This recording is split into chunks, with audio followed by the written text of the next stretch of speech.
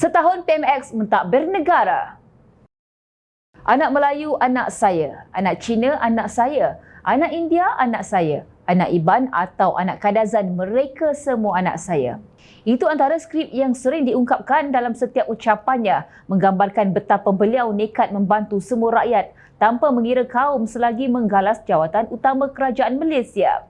Dalam ucapan sulung sebagai Perdana Menteri setahun lalu, Datuk Seri Anwar Ibrahim berikrar akan menyelesaikan masalah membelenggu rakyat termasuk akibat kenaikan kos sara hidup, selain menekan tata kelola baik dalam pentadbirannya dengan melawan kebongkaran nilai dan kebejatan rasuah.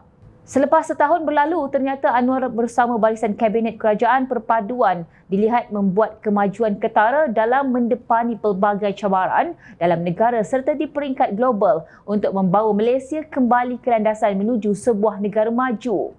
Malah ketika membicarakan soal rakyat, pemimpin berusia 76 tahun itu tegas dengan pendiriannya yang sering meletakkan kepentingan rakyat sebagai keutamaan selaras dengan matlamat kerajaan pimpinannya untuk menoktakan kemiskinan tegar.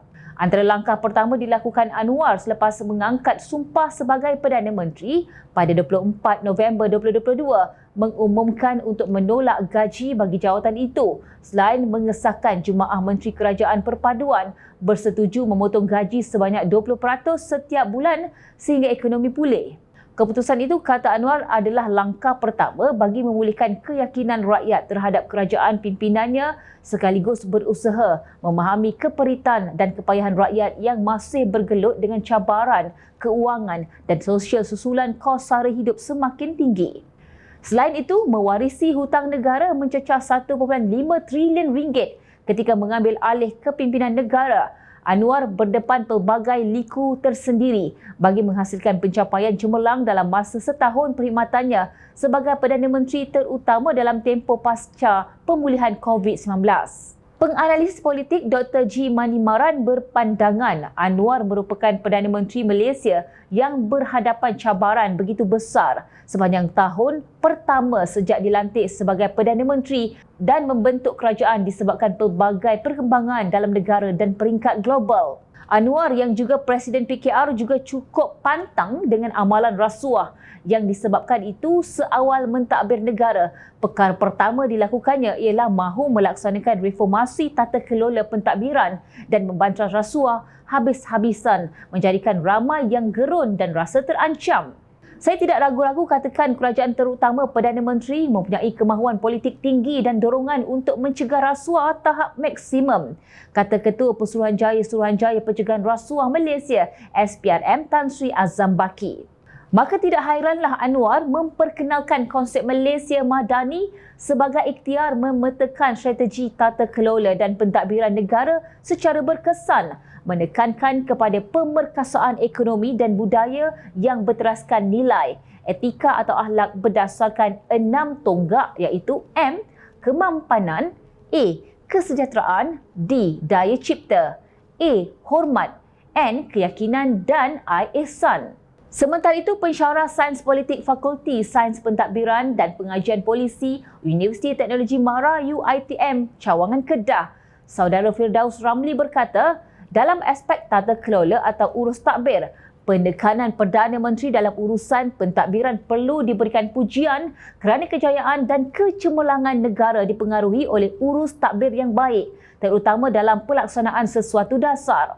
Dalam tempoh setahun pertama ini juga, Anwar turut membentangkan kajian separuh penggal KSP Rancangan Malaysia ke-12 RMK-12 meliputi dasar dan kaedah baru menghadapi cabaran semasa yang dijajarkan semula dengan aspirasi dan visi ekonomi madani.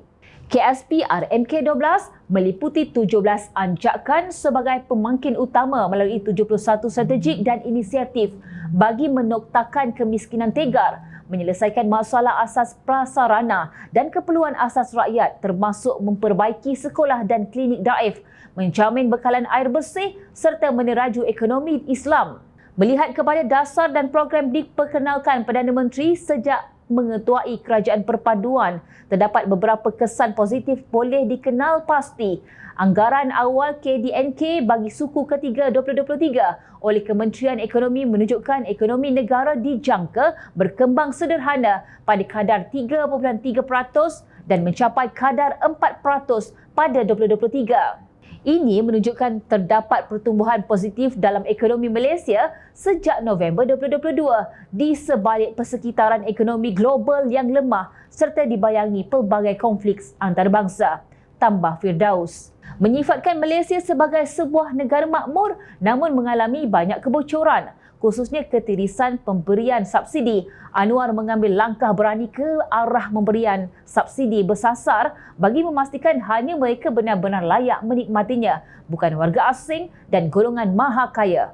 Perkara itu dapat dilihat daripada kesungguhan beliau memulakan usaha melaksanakan dan mengkaji subsidi bersasar seperti dalam aspek lembaga tabung haji, elektrik, bahan api, diesel dan petrol. Ayam pada ketika subsidi kerajaan untuk rakyat di seluruh negara termasuk makanan dijangka mencecah 81 bilion ringgit tahun ini. Penganalisis sosiopolitik dari Universiti Malaya UM, Profesor Madya Dr. Awang Azman Awang Pawi pula berpendapat kejayaan ekonomi madani dilihat daripada segi usaha dan langkah mengurangkan kesenjangan ekonomi dan kebajikan rakyat. Penyusunan semula subsidi perlu diimbangi untuk mengelak beban terlalu besar kepada golongan miskin. Anwar dan kabinetnya dilihat tidak membiarkan rakyat terkapai-kapai dikala berdepan cabaran kos sara hidup pasca COVID-19 menerusi pemberian pelbagai jenis bantuan dan inisiatif bagi membantu golongan berpendapatan rendah dan miskin tegar, antaranya menerusi inisiatif Payung Rahmah.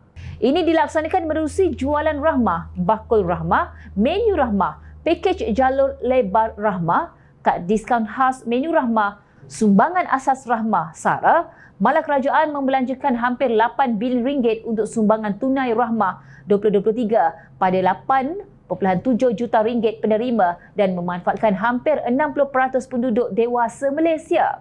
Pelaksanaan inisiatif pendapatan rakyat IPR yang menyasarkan peningkatan pendapatan golongan miskin tegar dan kumpulan B40 pula memberikan manfaat kepada 4,100 isi rumah sehingga kini. Jom Channel mewakili seluruh rakyat Malaysia mengucapkan ribuan terima kasih kepada Perdana Menteri Malaysia, Datuk Seri Anwar Ibrahim.